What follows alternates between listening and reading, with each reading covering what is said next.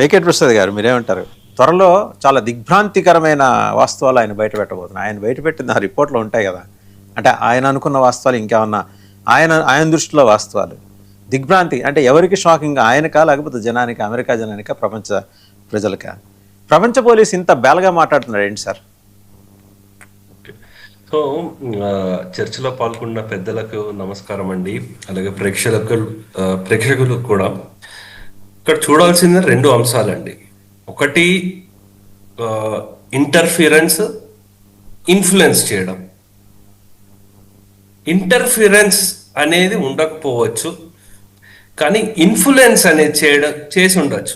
ఎందుకంటే చైనాకి మీడియా మాధ్యమాలు చాలా ఉన్నాయి అక్కడ, ప్రో చైనా చేసేవి చాలా ఉన్నాయి అక్కడ. సో అందు గురించి ఆ మాధ్యమాలు ఉపయోగించుకుని ట్రంప్కి వ్యతిరేక ధోరణి, ఎందుకంటే ఆయన ఫస్ట్ టర్మ్లో కూడా చైనాతో ట్రేడ్ వార్స్ బాగానే చేశారు వారు. సో ఆ కోణంలో చూసుకుంటే ఆ రిపోర్ట్ ఏం చెప్తోందంటే దగ్గర దగ్గర 18 రాష్ట్రాల్లో అక్కడ ఉండే స్టేట్స్లో వాళ్ళు ఓటర్ల పేర్లు, ఫోన్ నెంబర్లు, అడ్రస్లు, వాళ్ళు ఏ పార్టీ వైపు అలైన్ ఉన్నారు అన్న అంశం మీద కూడా వాళ్ళు సేకరించారు అని అంటున్నారు. ఉండొచ్చు, అది వాస్తవమే. ఎందుకంటే ఇందాక అంబాసిడర్ సార్ చెప్పినట్టు మన దేశానికి ఇంట్రెస్ట్లో ఈ అవుట్పుట్ అంటే ఈ పోల్ అవుట్కమ్ మీద డిపెండ్ అయినప్పుడు ఆ ఇంటెలిజెన్స్ సేకరించడం ఏదైతే ఉంటుందో దాంట్లో జరిగి ఉండొచ్చు. ఇంకోటి ఏంటంటే ఈ పబ్లిక్ ఒపీనియన్ని మ్యానిపులేట్ చేయడము, లేకపోతే ఇటువంటివి ఇంకేమైనా చేసి ఉండొచ్చు. ఇంకేమైనా హ్యాకింగ్ చేయడము. ఎందుకంటే ఈ సైబర్ క్రైమ్స్ లేకపోతే ఈ హ్యాకింగ్లో కూడా చైనా వాళ్ళు మిగతా అన్ని కాపీ కొట్టేసినా సరే ఈ హ్యాకింగ్లో కూడా వాళ్ళు మంచి నిపుణులు అనమాట. అయితే చైనా వాళ్ళు ఇది ఎలక్షన్స్ ఏదో రిగ్గింగ్ చేశారు ఇలాంటిది మాత్రము అవాస్తవం. అంటే దాని మీద పెద్ద మనం చూస్తూ ఉన్నాము, ట్రంప్ అలిగేషన్స్ చేస్తారు కానీ దానికి ఎక్కడ మనకి సమాధానం లేదు. అయితే దాని ప్రూఫ్స్ కూడా ఇక్కడ లేదు. సో ఇక్కడ మనం చూసుకోవాల్సిన అంశాలు ఏవేంటంటే అండి, ఇక్కడ మనం చూసుకోవాల్సిన అంశాలు కొన్ని ఏవైతే ఉన్నాయంటే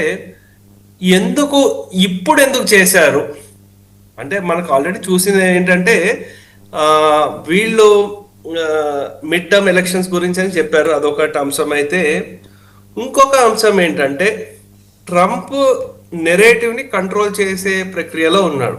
అంటే ఒకటి ట్రాన్స్పరెన్సీగా, ఇంకోటి నెరేటివ్ కంట్రోల్ చేయడం. ఏ విధంగా అంటే ముందు ఎప్స్టీన్ ఫైల్స్ నేనే బయటికి తీసుకొచ్చాను, పబ్లిక్ నేను ట్రాన్స్పరెంట్గా కనిపించాలనుకున్నాను, అందు గురించే క్లాసిఫైడ్ దాన్ని మొత్తం బయటికి తీసుకొచ్చాను. ఇది కూడా క్లాసిఫైడ్ ఇన్ఫర్మేషన్ డీక్లాసిఫై చేస్తున్నాను, మన దేశానికి ఇలా కుట్ర జరుగుతోంది, నేను మేక్ అమెరికా గ్రేట్ అగైన్ అంటే నాకు వ్యతిరేకంగా ఇన్ని కుట్రలు జరుగుతున్నాయి అని ఒక నెరేటివ్ చేసే దాంట్లో ఆయన ఉన్నాడండి. ఇంకొక అంశం చూసుకుంటే ఈ మధ్య అతను చైనాకు వెళ్ళారు. చైనాకు వెళ్ళిన తర్వాత ఏముంది అంటే అవుట్కమ్ ఏం లేదు అమెరికాకి. అంటే రిలేషన్ని రీసెట్ చేస్తాము, అన్ని చేస్తాము అన్నప్పటికీ కూడా ఏమీ జరగలేదు. ఇన్ఫ్యాక్ట్ ట్రంప్కే అవమానం జరిగింది అంటున్నారు అక్కడ. ఎందుకంటే చైర్ మీద, కొంచెం హైట్ ఉన్న చైర్ మీద షీ జింగ్పిన్ కూర్చోబెట్టారు, తక్కువ హైట్ ఉన్న చైర్ మీద ట్రంప్ను కూర్చోబెట్టారు అంటున్నారు. సో అందు గురించి ఆయన కోపంతో రగిలిపోతున్నాడు. దానికి తోడు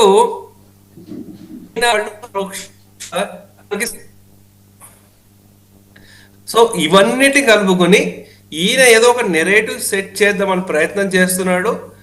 ఘోర విఫలం చెందుతాడు ఈ మిడ్ టర్మ్ ఎలక్షన్స్ లో. దాని నుంచి ఆయన ఎలా కాపాడుకునే ప్రయత్నంలో ఇది ఒక మార్గంగా మనం చూడొచ్చండి. అంబాసిడర్ డాక్టర్ వినోద్ గారు, మనకి షేక్స్పియర్ నాటకంలో ఒక ఫేమస్ డైలాగ్ ఉంటుంది, హి హస్ కమ్